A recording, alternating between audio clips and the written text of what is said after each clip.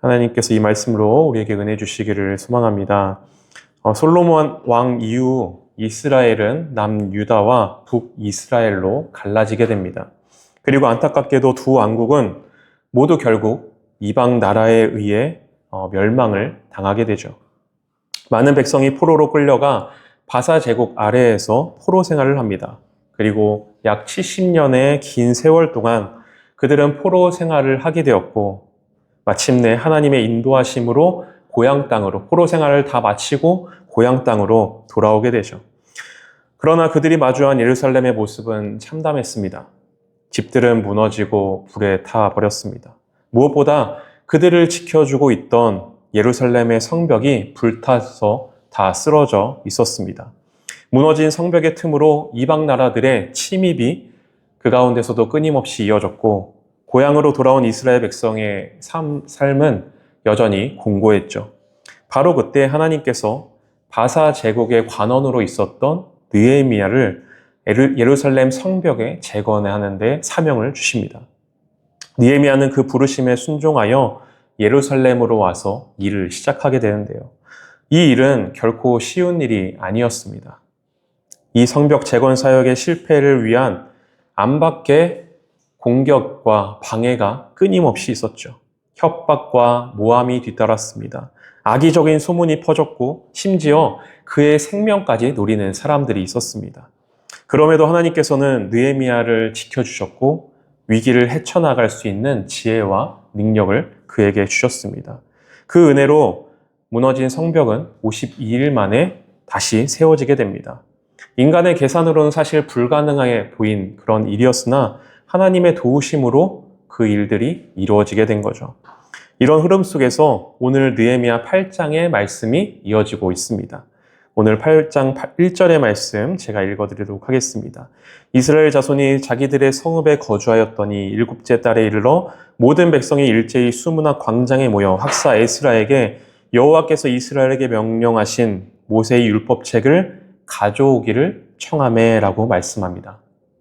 여러분, 누가 누구에게 무엇을 가져오라고 청했다 말씀했나요? 백성들이 먼저 학사 에스라에게 여호와의 율법책을 가져와 달라라고 청했습니다. 누가 시켜서도 아닙니다. 지도자가 시켜서도 아니고 백성들이 먼저 자발적으로 하나님의 말씀을 가져와서 그 말씀을 우리에게 읽어주고 가르쳐 줄 것을 요청하였던 거죠. 성벽이 다시 세워졌습니다. 집이 다시 회복되었습니다. 외적의 침입도 더 이상 쉬이 이뤄질 수 없는 그런 상황이 되었던 거죠. 이전보다 훨씬 더 살기 좋아진 그런 환경과 조건들이 만들어지게 되었던 겁니다. 그러나 그들의 마음에는 여전히 채워지지 않고 회복되어지지 않았던 마음의 빈자리가 있었던 거죠. 그래서 그들은 하나님의 율법책을 우리 가운데 가져와서 그 말씀을 우리에게 가르쳐 주십시오. 그렇게 간청하였던 겁니다. 여러분, 우리도 삶을 살다 보면 이것만 가지면, 그리고 저것만 이루어지면 참 내가 행복할 것 같은데, 우리의 삶이 안정적으로 안전하게 우리도 살 수 있을 것 같은데 라고 하면서 힘껏 달려가 그것을 손에 쥐곤 합니다. 하지만 막상 그것을 손에 쥐었을 때 어떻습니까? 잠깐은 채워지는 듯 하지만 결국 곧 비어버리게 됩니다. 눈에 보이는 것들은 이렇게 오래 머물지 못하고 아무리 많고 아무리 좋아도 마음 깊은 곳에 빈 자리를 채워줄 수 없는 거죠. 하지만 눈에는 보이지 않아도 우리의 내면을 채워주는 것이 있습니다. 그것은 바로 하나님의 말씀을 통해 주시는 은혜인 거죠. 그 은혜는 우리의 흩어진 마음을 모아주고 무너진 마음을 다시금 바로 세워주는 겁니다. 내가 누구인지, 내가 어떤 존재인지 그것에 대한 정체성을 다시금 회복할 수 있도록 도와주는 거죠. 그래서 그들은 눈에 보이는 성벽만 다시 세운 것이 아니라 자발적으로 말씀을 요청하고, 그리고 그 말씀 앞에 서서 하나님의 백성으로서 무너진 마음의 성벽을 재건하고자 했던 겁니다. 여러분, 때때로 우리 하나님께서 너무나도 멀게만 느껴지기도 하고 눈물로 드리는 감사가 우리의 마음 가운데서 점차 메말라져 가고 마음은 굳어져만 갈 때 여러 가지 우리 삶의 문제들 속에서 홀로 우리가 광야를 걸어가고만 있는 것 같을 그때 우리는 항상 기억해야 됩니다. 우리 곁에 늘 주님께서 여전히 그 자리에서 조용히 묵묵히 기다리고 계시고 우리가 다시금 마음의 문을 열고 주님께 나오기를 기다리고 계시다라는 사실인 겁니다. 우리는 그저 마음만 열면 됩니다. 주님, 내가 여기 있습니다. 내게 말씀해 주십시오. 그렇게 우리의 마음을 먼저 열 때 메마른 마음에 샘이 솟아나고 굳은 마음은 다시 부드러워지게 되는 거죠. 진정한 부흥은 먼 곳에서부터 시작되는 것이 아니라 바로 지금 우리 마음의 중심, 그곳에서부터 열린 마음으로부터 시작되게 되는 겁니다. 이스라엘 백성들의 요청에 에스라는 율법책을 들고 수문학 광장으로 나와 하나님의 말씀을 읽어주기 시작합니다. 이때 말씀해 보면은 어떤 일이 일어났는지 5절, 6절에 기록되어 있습니다. 에스라가 모든 백성 위에 서서 그들 목전에 책을 펴니 책을 펼 때에 모든 백성이 일어서니라. 에스라가 위대하신 하나님의 여호와를 송축하며 모든 백성이 손을 들고 아멘 아멘 하고 응답하고 몸을 굽혀 얼굴에 땅에 대고 여호와께 경배하니라 라고 말씀합니다. 말씀이 펼쳐지자 백성들이 모두 자리에서 일어납니다. 손을 들어 아멘으로 화답을 하고 몸을 굽혀서 하나님께 경배하며 나가는 모습이 기록되어 있습니다. 이는 누가 시켜서 억지로 하는 동작이 결코 아니었습니다. 자신들을 향한 하나님의 말씀 앞에서 자연스럽게 터져나온 전인적인 반응이었던 거죠. 마음만으로만이 아니라 몸으로 전 존재로 하나님께 응답하며 나갔던 겁니다. 여러분, 하나님 앞에서는 우리 또한 이렇게 몸으로, 마음으로 모두 전인적으로 함께 반응하며 나갈 수 있는 우리가 되기를 소망합니다. 사랑은 그저 우리의 마음만 갖고만 되는 것이 아니라 우리의 몸과 마음 모두 함께 표현되어질 때 완성되어지는 거죠. 주님도 그래서 사랑을 말씀으로만 남겨두지 않으시고 사람의 몸을 입어 이 땅 가운데 성육신, 몸으로 이 땅 가운데 오셔서 그 사랑을 직접 몸소 드러내 보이셨던 겁니다.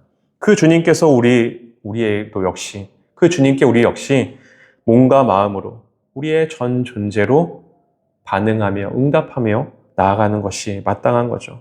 아멘. 주님, 내가 주님의 말씀을 듣겠습니다. 주님, 내게 말씀하여 주십시오.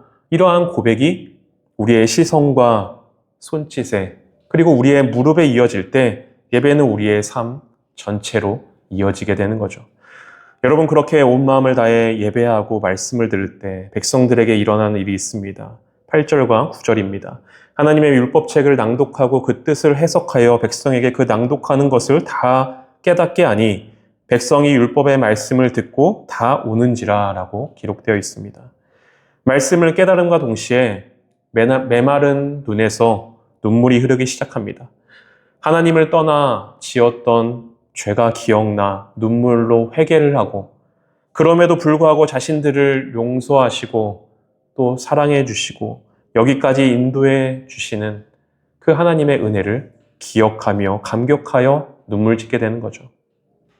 여러분, 하나님의 은혜는 이렇게 우리로 하여금 앞서 말씀드린 대로 내가 누구인지, 내가 죄인됨을 보게 하고 동시에 그 죄인된 우리를 끝까지 품으시는 하나님의 사랑을 보게 하는 겁니다.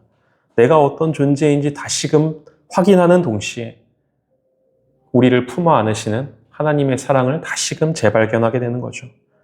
하나님께서 원래 지으신 고유한 원래의 우리의 모습, 그러한 존재를 회복할 수 있도록 인도하시는 겁니다. 여러분, 그렇게 말씀 앞에서 터진 눈물은 끝이 아니라 시작이었습니다. 회개로 깨어난 그 자리에서 에스라와 느헤미야는 백성을 한 단계 더 깊은 신앙의 차원으로 인도하게 되는데요. 9절과 10절 제가 읽겠습니다. 백성이 율법의 말씀을 듣고 다 우는지라 총독 느헤미야와 제사장 겸 학사 에스라와 백성을 가르치는 레위 사람들이 모든 백성에게 이르기를 오늘은 너희 하나님 여호와의 성일이니 슬퍼하지 말며 울지 말라 하고 느헤미야가 또 그들에게 이르기를 너희는 가서 살진 것을 먹고 단 것을 마시되 준비하지 못한 자에게는 나누어 주라. 이날은 우리의 주의 성일이니 근심하지 말라. 여호와로 기뻐하는 것이 너희의 힘이니라 하고 눈물에서 멈추지 말고 은혜의 기쁨으로 나아가라는 초대를 하고 있습니다. 마치 잔치집처럼 함께 먹고 마시되 준비하지 못한 이들에게도 기꺼이 함께 나누어 주라 이야기하는 거죠. 하나님 안에서 하나님 때문에 함께 기뻐하는 것, 그것이 바로 하나님께서 주신 공동체의 참된 힘이라 말씀하고 있는 겁니다. 여러분, 이 장면은 초대교회를 미리 보여주는 듯합니다. 마가의 다락방에서 마치 불의 혀처럼 갈라지는 것들이 각 사람 위에 임하게 되죠. 그리고 서로 다른 이들이 각자 자기 방언대로 증언을 합니다. 그리고 성령 안에서 그들은 동시에 하나가 되죠. 그들은 사도의 가르침과 교제와 떡을 떼며 기도하기를 힘썼고 모든 것을 서로 통용하여 각 사람의 필요를 따라 함께 나누어 주었습니다. 날마다 한 마음으로 모여 떡을 떼고 기쁨과 순전한 마음으로 함께 음식을 먹으며 하나님을 찬미할 때 주께서 구원 많은 백성을 날마다 더하게 하셨다라고 말씀합니다. 회개에서 끝나는 것이 아니라, 눈물에서 끝나는 것이 아니라 회개에서 기쁨으로, 눈물에서 공동체의 잔치로, 결핍에서 나눔으로 여호와를 기뻐하는 것이 다시금 우리 안에 솟아나서 그것이 주변으로 흘러나아가 서로를 살리고 세상을 밝히는 하나님의 자녀가 되어 사는 것, 그것이 바로 하나님께서 우리에게 인도하시고자 하는 하나님 나라의 모습인 거죠. 이제 말씀을 마치고자 합니다. 여러분, 샬롬이란 말을 잘 아시리라 생각합니다. 샬롬은 우리말로 번역하면 평안이라는 뜻입니다. 여기서의 평안은 단지 어려움이 없고 걱정도 없고 아무것도 그런 어려움, 고통이 없는 평안한 상태를 말하지 않습니다. 이 샬롬의 의미는 모든 것이 원래 좋았던 상태, 다시금 우리가 있어야 할 그 제자리로 돌아가는 것을 바로 샬롬이라 말합니다. 샬롬은 하나님이 본래 보시기에 좋으셨던 그 질서로 다시 돌아가는 것, 제자리로 회복되는 것이 바로 샬롬이라는 뜻이 가진 의미인 거죠. 굽은 것이 펴지고 눌린 것이 풀리고 죽은 것이 다시 살아나며 고아와 과부와 나그네가 더 이상 학대를 받지 않고 그렇게 인간다운 삶을 살아갈 수 있는 공동체, 사람과 사람, 나라와 나라가 서로 싸우는 것이 아니라 서로 화해하며 함께 사랑하며 살아가는 것, 그것이 그 상태가 곧 샬롬인 겁니다. 느헤미야의 시대에 하나님은 무너진 성벽만이 아니라 무너진 마음의 성벽을 말씀으로 재건하셨습니다. 눈물에서 시작된 회개가 잔치의 기쁨으로 이어졌고 준비하지 못한 이들에게까지 그 기쁨이 기꺼이 나눠질 수 있도록 흘러나아가도록 인도하셨던 거죠. 여러분, 이것이 바로 하늘의 뜻이 땅에서도 이루어지는 하나님 나라의 모습이고 이 땅에서 이루어져야 하는 진정한 부흥인 겁니다. 그것이 바로 또한 샬롬의 시작이 되게 되는 거죠. 오늘도 그 나라를 우리가 꿈꾸며 살아갔으면 좋겠습니다.